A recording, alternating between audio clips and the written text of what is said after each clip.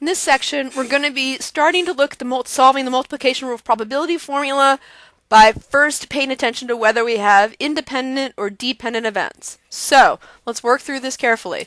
So here we have our multiplication rule of probability, which is probability of A and B occurring equals the probability of A occurring times the probability of B occurring after A occurs.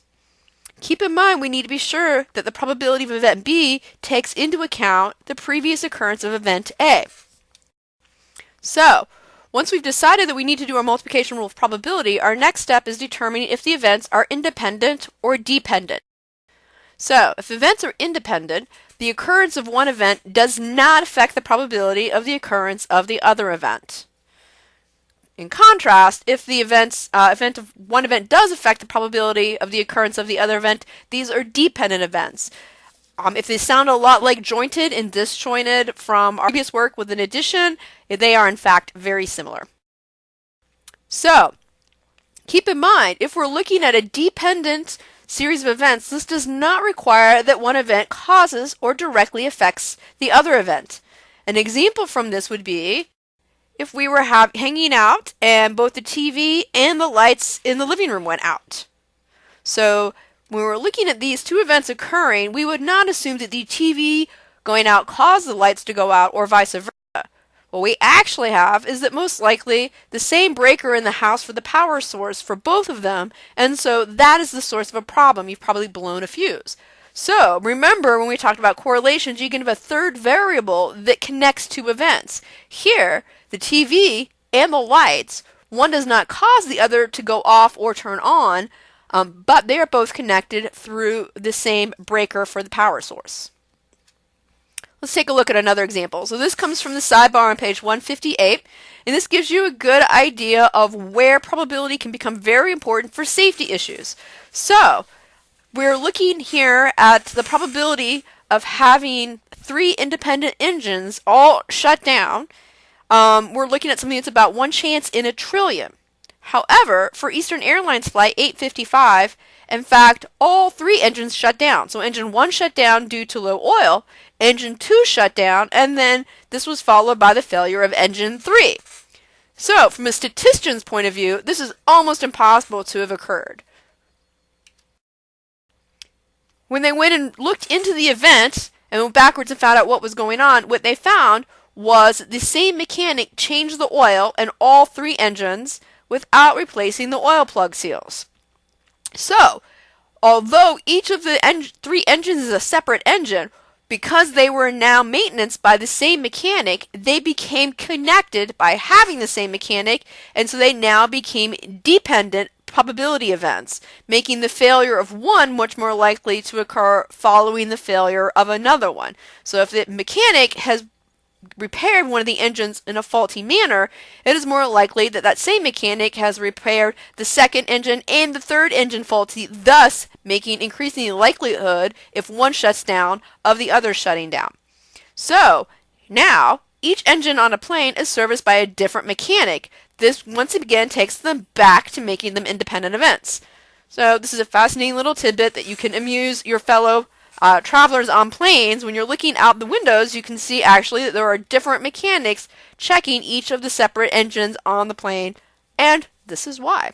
So it takes a dependent event and makes it back to being independent because each of them now have a separate mechanic.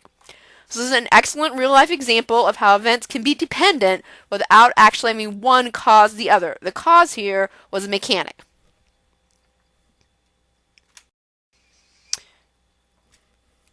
For a moment of movie trivia, let's talk about how this plays out when we are looking at the movie The Martian. So, if you go see the movie The Martian, there's a scene where the Hermes spacecraft, an interplanetary spacecraft, is going to try to turn around and go back to Mars to pick up the individual, thus the driving of the entire plot for the movie.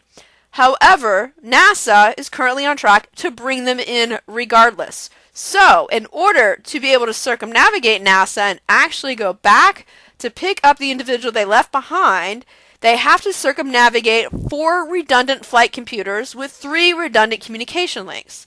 This means that each computer is independently connected to each of the communication links. So you would have to disconnect all of them as close to simultaneous as possible to be able to override NASA's control of the Hermes. Now, let's think about for a moment, why would that be a good idea? Why would you want such a multiple ways that you would be able to bring the Hermes spacecraft back into Earth's orbit regardless of what occurred?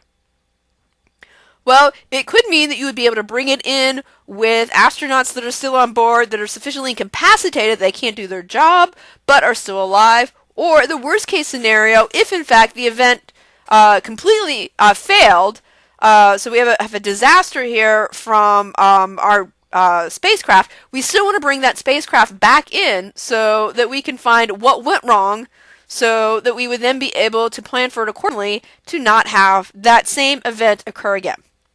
So there's an interesting little bit of movie trivia for you for independent events and probability. And even more interesting, perhaps, this is in fact comparable to the life support systems and flight systems in our current space shuttles and on some of the other rockets. So when you're looking at something that you have to have happen, life support is pretty critical, flight systems are critical. You can have a lot of other stuff go down, but those two have to work.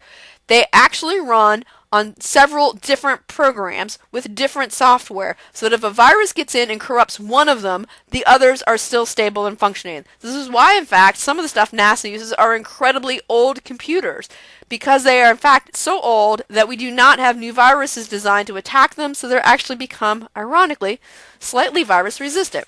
So there is also your space trivia point to go along with your movie trivia for probability theory. And you can wow your friends at the dinner table over this. All right, moving away from our bit of back to what we're focusing on here. Let's look again at independent and dependent events. One of the other ways that we can have an event be independent or dependent is if we sample from a population with replacement.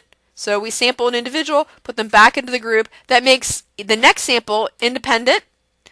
Or if we're sampling from a population without replacement, they would become dependent. That's because I've removed an individual from that population, and that's changed then the total number of individuals in that particular population. So, since that is changing one thing, it has thus affected the other. Okay?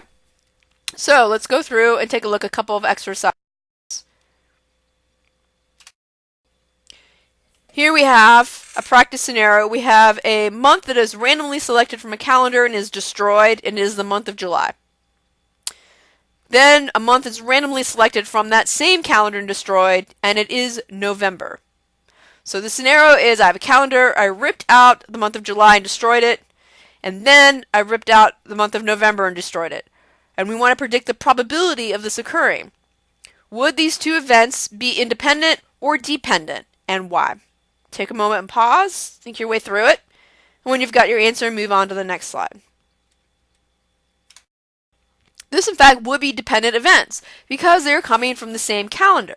So if I've got a calendar that's got 12 months and I rip out July, then when I go to pull out November, there's only 11 months left in the calendar. That has changed the probability of the outcome slightly. All right, let's look at another one. So here we have a month is randomly selected from a calendar and destroyed. It is July. Then a month is randomly selected from a different calendar destroyed, and it is November. So we want to calculate the probability of these two consecutive events occurring. Are these two events independent or dependent? Think about it a moment, and then move forward on the video when you're ready to check your answer. These, in fact, would be independent events. So there's 12 months in the first calendar I ripped July out from, but there would also be 12 months in the second different calendar that I'm now ripping November from. So they are independent events, not related to each other. Notice when we're looking at this, if you're reading the question very quickly in a cursory manner, you can make a mistake. In both instances, we're asking about destroying the page from the month of July first, and both questions were asking about the probability of destroying a page and having it be from the month of November 2nd. However, what we're looking at here is we need to pay attention to the selection. So is the one being selected from the same calendar, or is it being selected from a different calendar? So a critical step in solving a problem is to carefully determine what they are asking for and the actions detailed in setting up the problem. If you skip this and go straight into trying to plug numbers in, you could go through your formula calculations correctly, but you will still have the wrong answer because you have set it up for the wrong type of problem. So, a quick reading of a problem can leave you using the correct formula, but getting the answer wrong. So, be very careful. Don't rush too quickly to solving the problem before you've clarified what you are looking for.